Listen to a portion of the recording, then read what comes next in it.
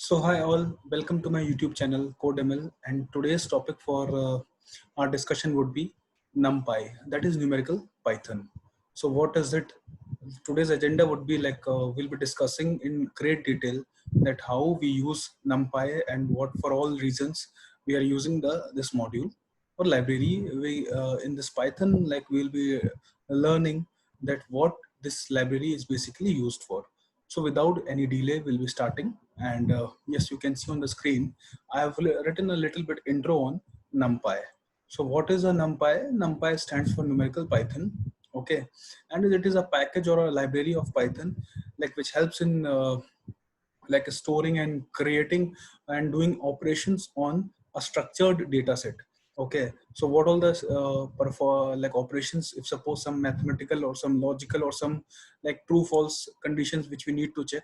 So if suppose those kind of operations or some even the statistical operations also, if we need to do, we can do with the help of numerical Python, that is NumPy library.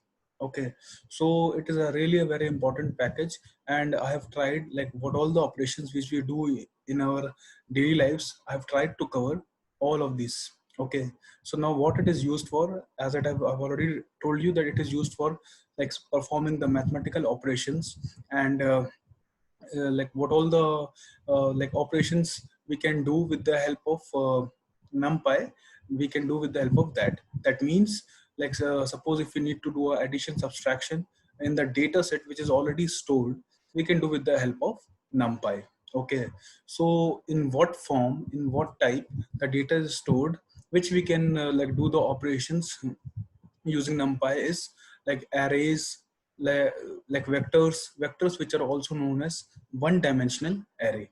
Okay, and even matrices also. So basically, we'll be discussing these three types of data types, objects you can say. Okay, these are the objects which are stored in NumPy. Okay, so one-dimensional, that is vectors. Then there is arrays, and then there is matrices also. Okay, so it doesn't means that one dimensional array doesn't exist. It's not like that.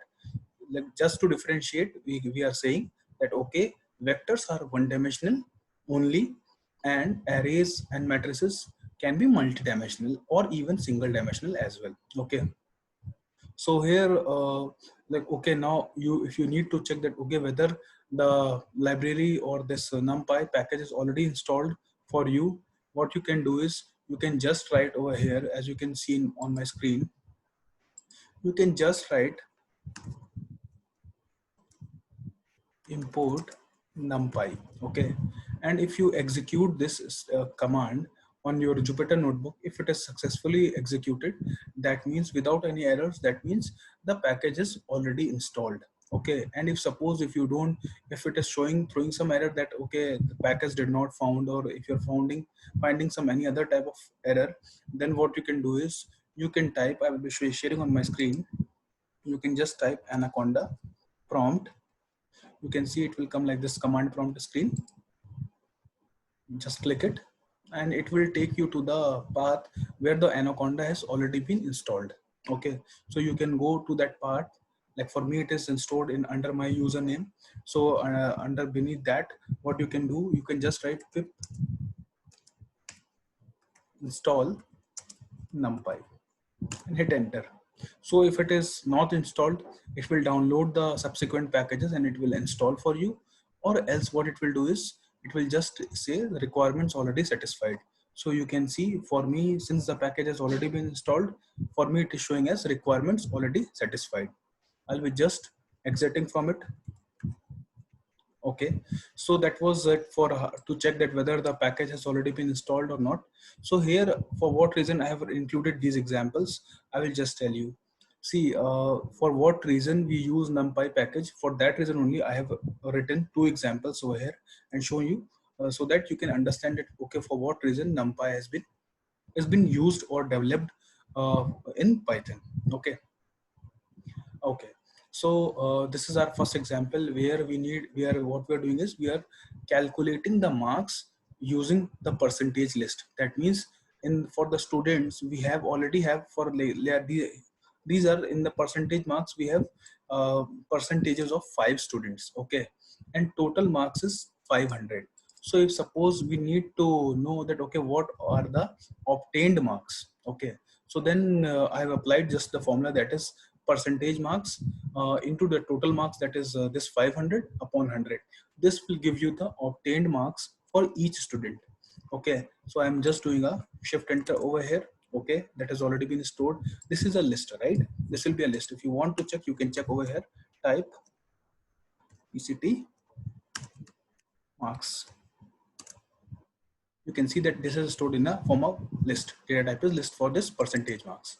So if suppose you do a mathematical operation for a list and with the integer type, it obviously that will show this type of error, that is type error. Okay, if you do a shift enter, 1 minute, you can now see unsupported operand type. Okay, so these type of operations you can't do with the help of just simply in this like if you stored the data in the list and you're trying to do operations, you won't be able to perform the operations. That means the arithmetical operation, that is plus, minus, into, division, you can't be able to that using the list simply. Okay, so for that reason NumPy has been created, so that we can store the data in the form of arrays, matrices and vectors, and then you can do the arithmetical operations or even the statistical operations. Okay, so this was one example.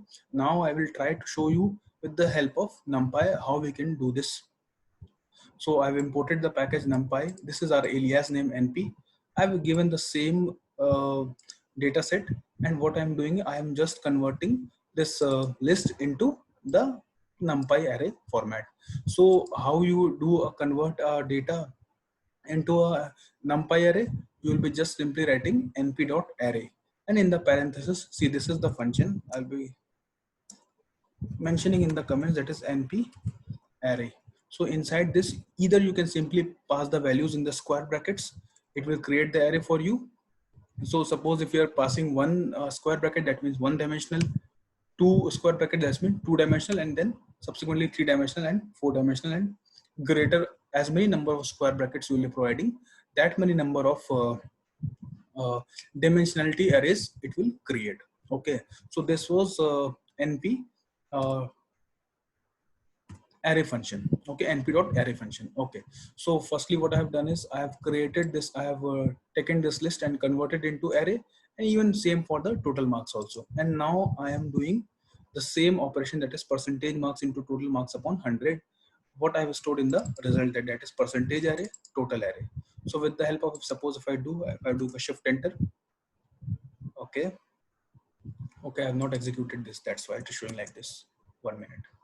Now if I do a shift enter, now you can see the values are calculated. That means this 95% marks has obtained 475 marks out of 500. Subsequently for others also, the marks obtained out of 500 we can actually see for particular student. Okay, this was our first example. Second example is our BMI calculation. Okay, here also we are doing some like mathematical operation. We have been given two lists, that is weight and height. There are some five weights of five different person we have taken, and we have taken their heights in meter. Okay, so now this is the formula for BMI, that is weight upon height square. Okay, so this double star represents the power, that is height square. Okay, so now if you do over here and if you try to calculate the C, that is the same error which you got earlier over here, unsupported operand type for list and int. Here also it is showing the same unsupported operand type. Okay, so we were not able to calculate simply by storing the result in the list data set. Okay, so now we'll be doing the same with the example of importing the NumPy package. We have taken this weight array, converted this data format into a array, that is NumPy array.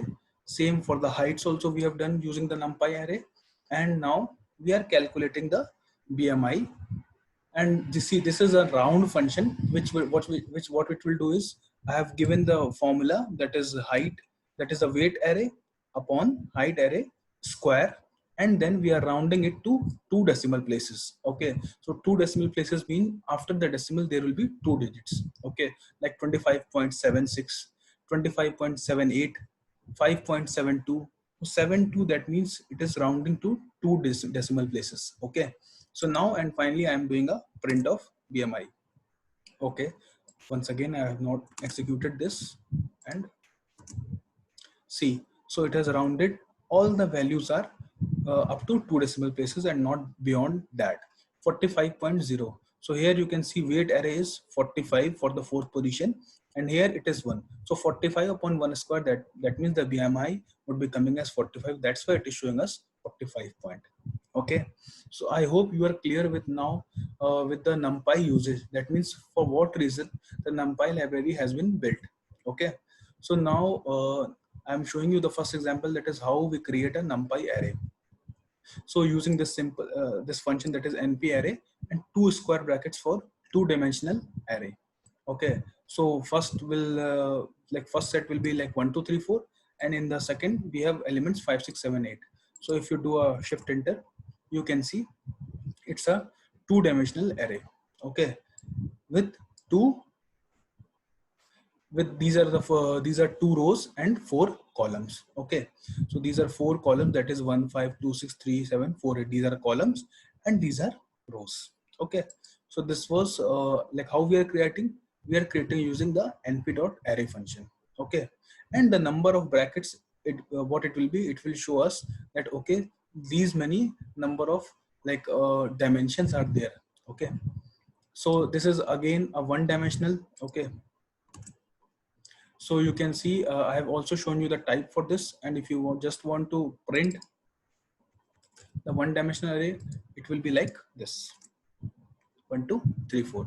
See, as of now it will appear as if it is a list, but it's not actually a list. That's why I have shown you the type for it, and you can see since we are using np.array function, that's why it is showing us numpy nd array. Okay, so this was a 1-dimensional numpy array. Okay, so now if you want to as of now, first of all I will just comment this part, and I will try to show you that how it is actually storing. See, number that means different data types are also stored in a numpy array. So here we have used the floating types, and here these are the string types, okay, or the character types. So this is, if you do, you can see that we have stored successfully the 2-dimensional, and we have created the 2-dimensional array with different data types within it. Okay, okay, so if suppose if I'm trying to evaluate the data types, then how we can do that? We can even see that also dot d types is a function for it. Okay, so has no attributes d types. Let me check what is the actual function. Okay, so it is showing me it's the Unicode. It's kind of a some like uniform code character which stores, that means it is storing the numerical values also, that means the floating values also, and it is also storing the this alphabets also, that means the character types also. So that's why it is showing us the d type is as u32. Okay, okay, so this was creating the numpy array with different data types. Okay, next example is with only the alphabets, that is with only the characters ABC and DEF. So these are also all the 2-dimensional arrays. Okay, now how to create a empty numpy array? How we are creating an empty numpy array? Nothing, you just within the square brackets, you don't put anything, and that will create a empty array for you. Here I am printing, with this example I am printing the shape of the array, that means how many rows or columns are there, which will ensure that okay, we have created a empty array.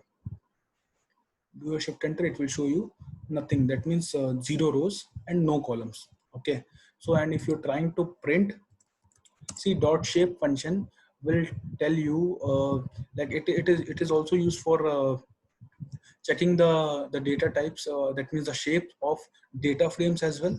And here also with these arrays also we can check the shape with the help of this dot shape function, okay, or method. You can see it showed us the empty array.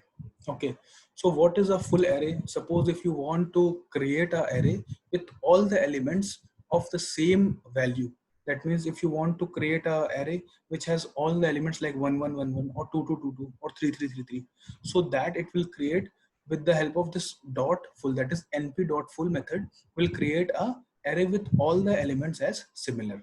that is the same value. So here, what is the syntax for it? So the syntax for it is like np.full, then what is the like number of rows and number of columns you want. Okay, so I think if you do a shift tab, yeah, it will show.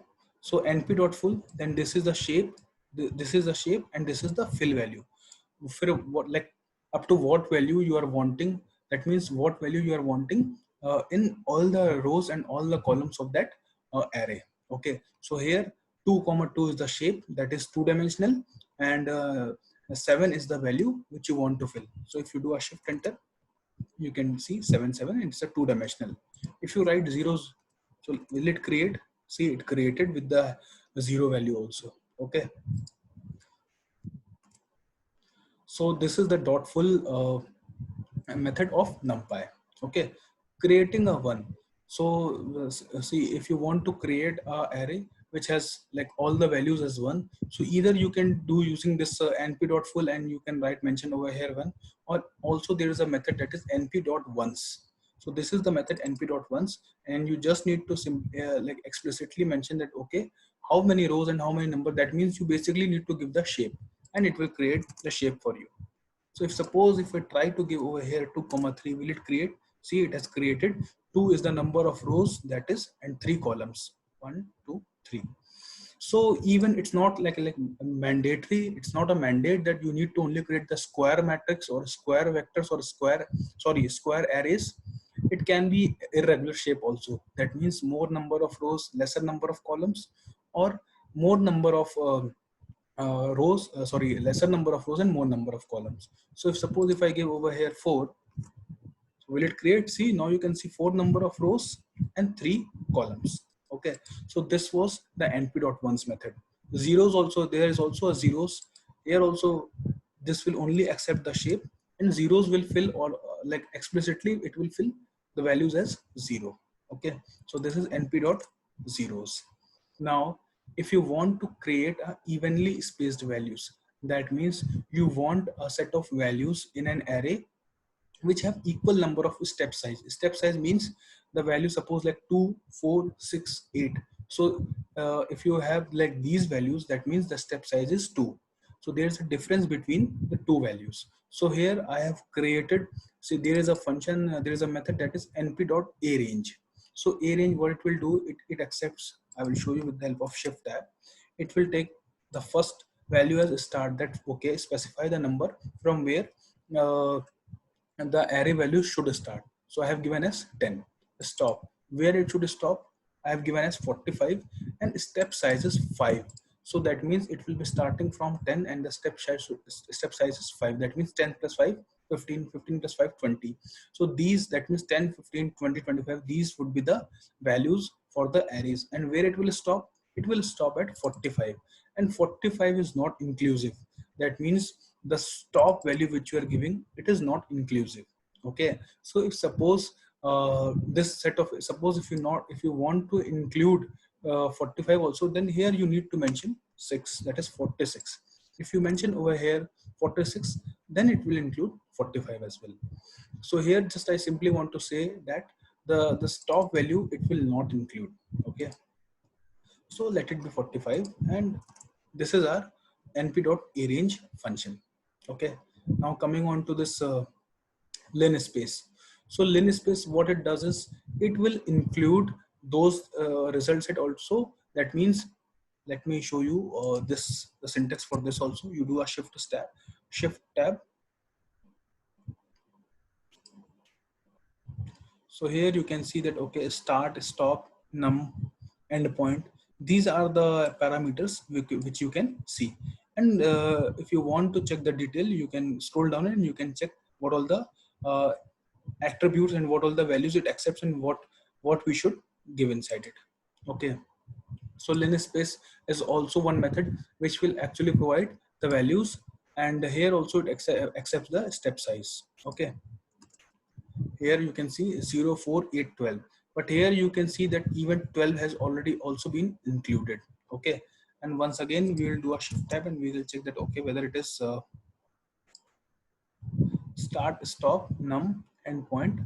Okay, Okay, so num is equal to 50. What it does shows for you, num is number of samples to generate. Sorry, my bad. There, this in for linspace, it will give you the numbers. Okay, how many number of samples you want. If suppose if I write over here 8, let's check what it will show.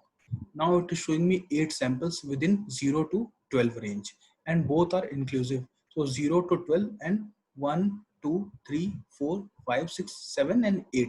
So 8 samples it will show us between 0 to 12. That is the start and stop limit. Okay. So I hope you are now able to differentiate between a range and linspace. So linspace will provide you with the actual number of samples, how many number of samples you want. It will provide you with that number of samples you need to mention at the third place. And first is the start and stop value. Okay, so I hope now you are clear with this. If suppose you here mention 2, let's check what it will show. 0 and 12. Suppose 3, 0, 6, and 12. So here you can see evenly spaced. That means 0 plus 6, and then 6 plus 6, that is 12. So 6 is the difference over here. That means it has evenly spaced out. Okay. Okay, so this is the you can say this is the way how np.linspace works. Now you have heard, if suppose if you are clear with the linear algebra part, so you must have heard about in the matrices the identity matrix. Now what is identity matrix? Identity matrix is a matrix which have diagonal element as ones and rest all the elements as 0. Okay, so here you can see diagonal. If I say diagonal means from left to right, that diagonal, that is a primary diagonal which we consider. So from left to right, the values, those values would be one for an identity matrix. So here we have created an identity matrix of second order. Here you just need to mention the second order and it will create a matrix for you.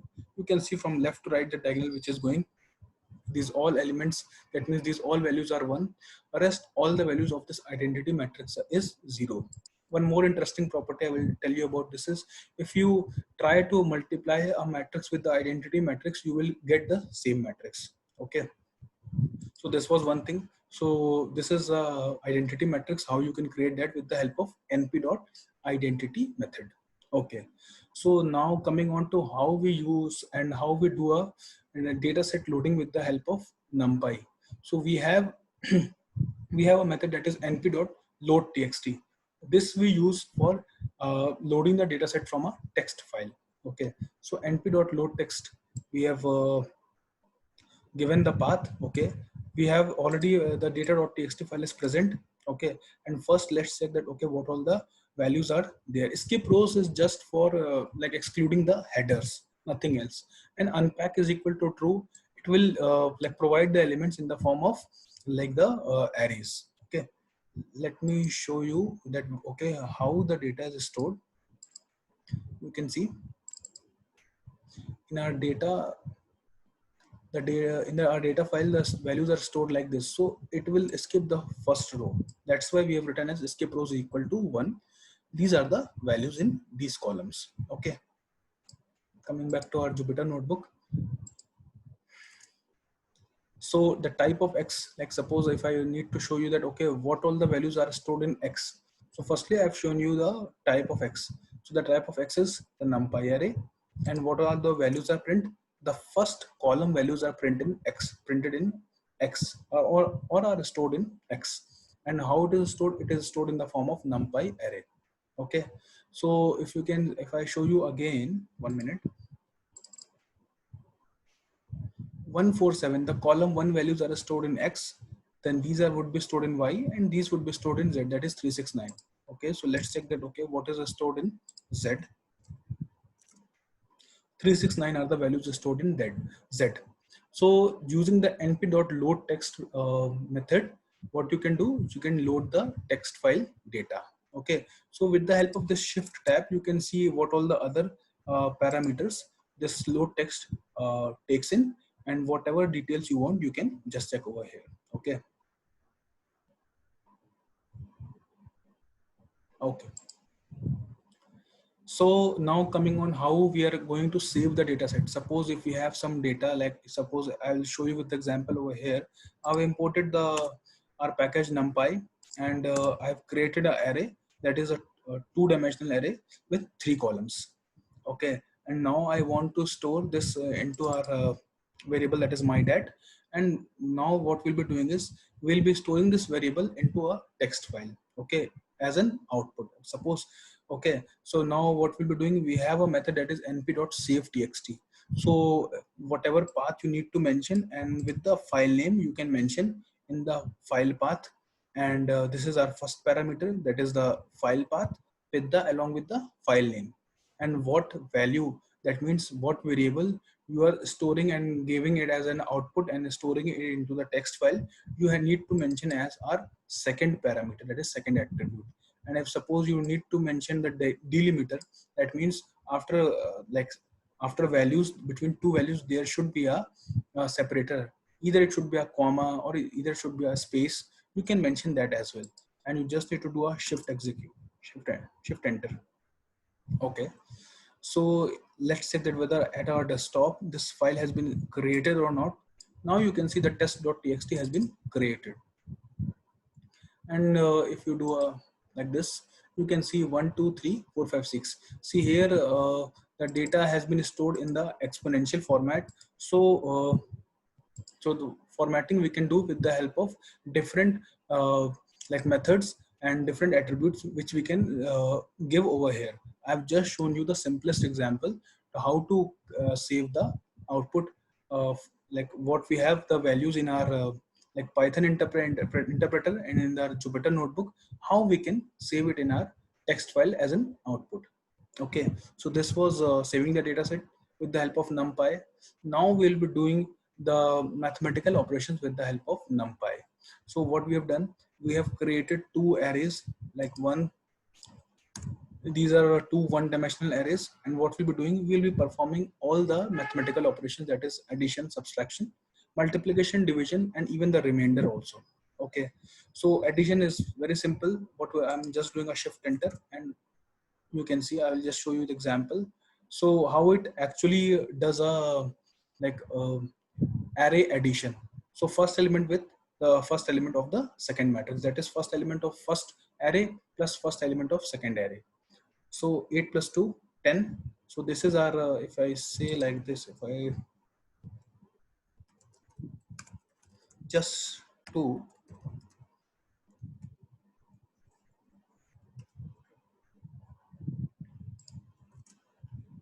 addition, and 1 minute, so that it should be a little bit in a good format. Subtraction,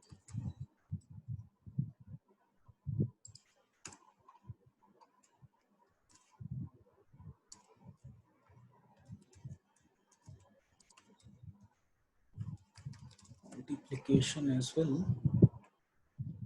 I'm just commenting it, I'm just printing like this so that we can easily differentiate it. Okay, what has been done at what level.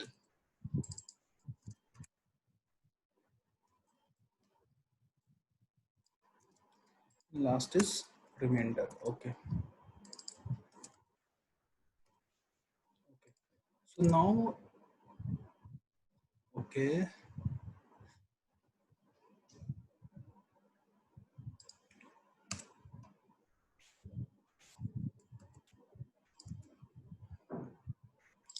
there was a colon problem. Okay, so now you can see what we have done is addition. So addition, that means 10, then 12, 12 and 16. So now you can see addition is the same, that means first with first values. Okay, similar is the subtraction.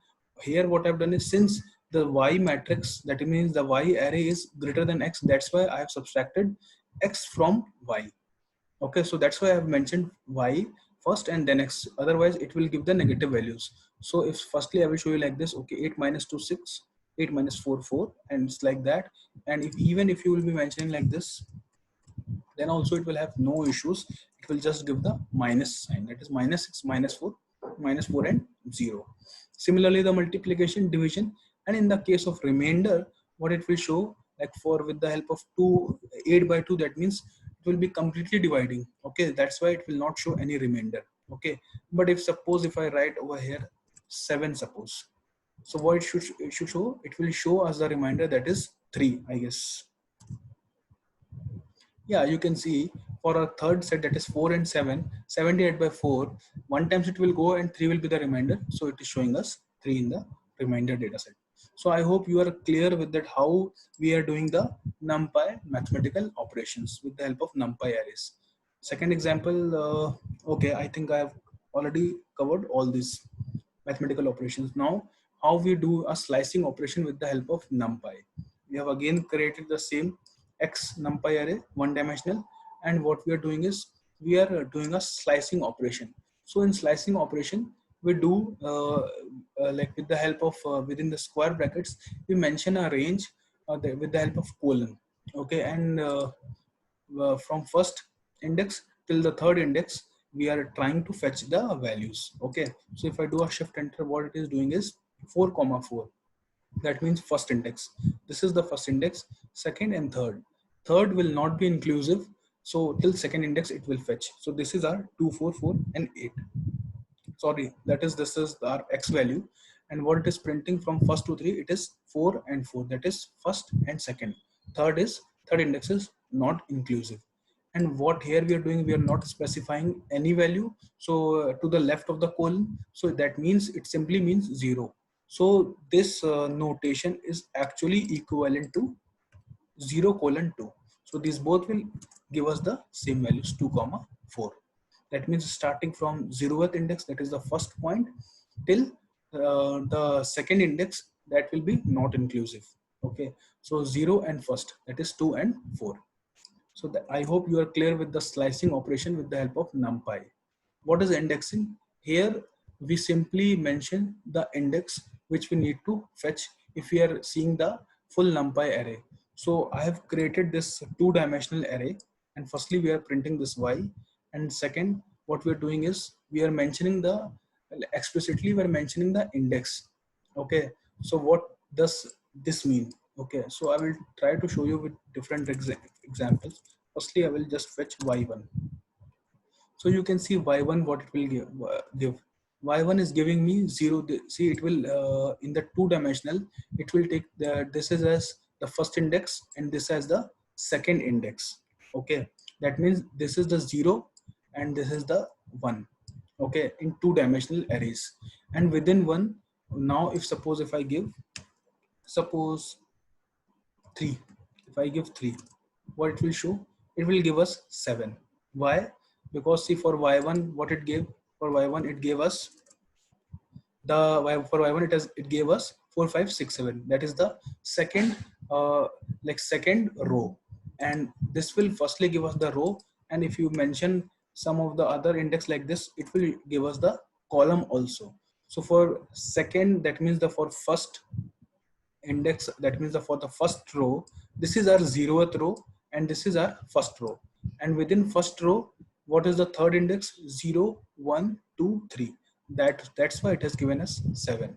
One more example I will try to take, and I will show you with this 0 and the second position. So I hope then you will be able to clear. So 0th index means that means the 0th index row, and here what we're trying to fetch the second column. Second column, that means it is the third index. Okay, that means 0, 1, 2. So now what will fetch? It will fetch us 10. It fetched us 10. So you will be, if you practice on your own, then only you will be able to understand that what is indexing and slicing operation. So I have shown you the examples, but you need to practice from your end as well. Okay, now what is broadcasting? See, broadcasting is really very good good use which we do which the NumPy gives us. Okay, it is a very good availability which the NumPy provides us. So this is basically for those type of operations where there is a irregular shape between the two arrays or the two matrices or two vectors what we are trying to operate, or we are trying to perform a operation on it. Okay, so here you can see x is equal to, this is a one dimensional, but y, this array is two dimensional. But if suppose in the normal cases there will be some or the other problem if you are trying to operate like this. But if suppose we are doing with the help of NumPy, then what it can do is it can easily perform the operation with the help of broadcasting. Okay, so how we are trying to do that, what it actually do, I will just show you with the example. See, this is a one dimensional. What it will do is, it will do for us is like, it will copy the same result set, that is 2448. It will with the help of broadcasting, it will do the same. And then now the, now you can see, now the dimensions for both the x and the y arrays are same, and then it will do the operations. Okay, so this is the method how the broadcasting works with the NumPy package. Okay, so I will just make it as early it was. Okay, and now I will show you the result set. You can see it is fully easily trying, and it is doing what all the addition, subtraction, and all the arithmetical operations it is able to perform even with the irregular arrays. Okay, one is the one dimensional array and the other is the two dimensional array. So for addition like this, firstly it did with the help of these two, that is 2 plus 8 10, 10, 12, 12 and 16. This is our first result set. And with the second, now again if you see, with the second dimension also, that means the second row also it will do the same. 2 plus 4 6, then 4 plus 8 12, 4 plus 8 12, and 8 plus 4 12. So this is our second, this is our second row. Okay, so subtraction also it will be doing in the similar manner. What it internally does, I have actually told you, it is just copying this, and it will place, and it will make a similar structure. Okay, so this is our this is the concept of broadcasting in NumPy. Now there is a Boolean indexing concept also. What it is Boolean indexing. What it will check is, it will filter out, and it will check for true and false whatever conditions you are presenting and you are trying to filter out. Okay, so here I have given the condition is like y greater than 4. If in the y array some elements are greater than 4, then we can fetch uh, in the result set of y, and we can store it in a z variable. Okay, I'm just doing a shift enter, and you can see in y what all the elements are greater than 4. This 8, 8 and 8 and 8. So these are 4, 8 which are stored inside Z, and even that's why I have also shown you the data type, that how it is storing. If you're doing the operations on NumPy array, the result set will also get as the NumPy array itself. Okay, so shift enter NumPy array, and this is the concept of Boolean indexing. So you mention the condition. If it is true, it will fetch the result, and it will store whatever variable you are giving. Okay, this was Boolean indexing. Now coming on to modification and alteration, how we do a manipulation in NumPy. So there are several methods. One is okay, firstly we are creating this with the help of np.array function. We have created a single dimensional array, and we are doing the append. That means we are inserting more values at the end of the already created NumPy array. Suppose if we need to create and add some more values. So in the second parameter, we have given in the square brackets what all the values you need to append, and it will append at the end. So you can see this is our first print statement, and this is our first print statement 2448 and 34576. After this 8, you can see these values are appended at the end. What will insert do? Insert, what it does is, if you see, if you do a shift tab, it will insert. Firstly, it will take that array in which you need to insert what all the what is the object which you need to store, and what is the value. Okay, so here, so what it does is, if suppose you need to, here what is one means the index, that means the position at what index you need to store the value, that is being mentioned over here at the point 1. So you can see, firstly this is our x, and we are trying at to insert the value 9 at index position, that is 1. Okay, so at index 1, that means 0 and 1. So 4 will be aside, that means 4 will be given the next position, and at this one index 9 has inserted. So this is our insert output, that means the second print statement. And now how we delete the data from the NumPy, using the np.delete. So if suppose you here, this is the 7 means the 7th index. So if suppose there is a number at 7th index that will be deleted with the help of np.delete. So at our 7th index, this is our 0, 1, 2, 3, 4, 5, 6, 7. At 7th index, we had 5. So if we do a x comma 7, that means 7th index, whatever value it will be there, that will be deleted with the help of np.delete. Just do a print x and it has done. Now you can see at the last print statement, 5 has been deleted. Now coming on to the statistical operations.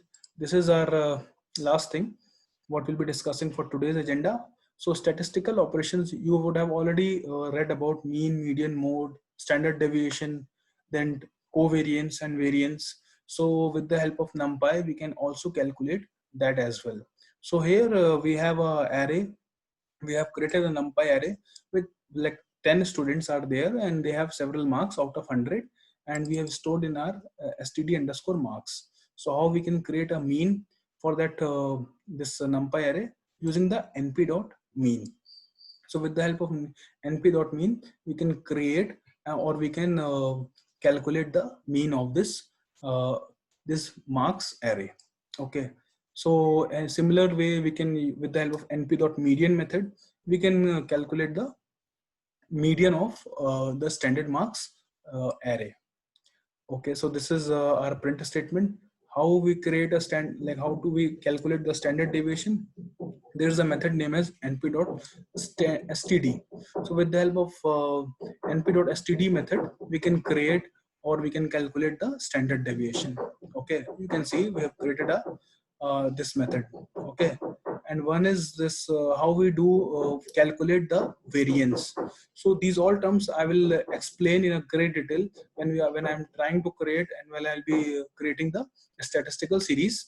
Okay, so I'll be explaining these all terms in great detail. Just here I have elaborated that okay, how we calculate with the help of NumPy.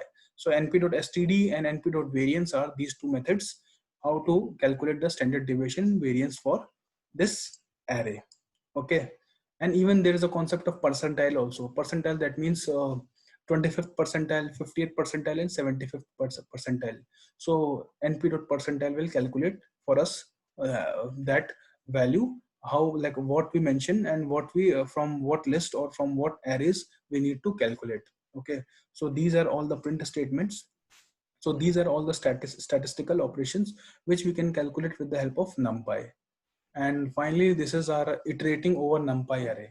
So if we have suppose with the help of arange, what we have done, we have created a NumPy array, and I have done a print x. So what it is stored? It is stored like with the help of 10 step size. It is stored from 0 to 50 values. So 10 is the step size. So when 10 is the step size, that means between two values there will be a difference of 10. So 0, 10, 20, 30, and 40. 50 will be not inclusive. Okay.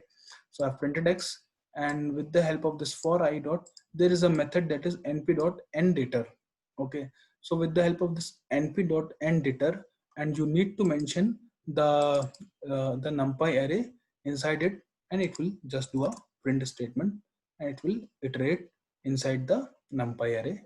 So this was our all about the NumPy library or NumPy package. Whatever functions or whatever operations which we usually do with the help of NumPy, I've tried to include this. So if you like the content of this video, please hit like, share, and subscribe my channel. Thank you.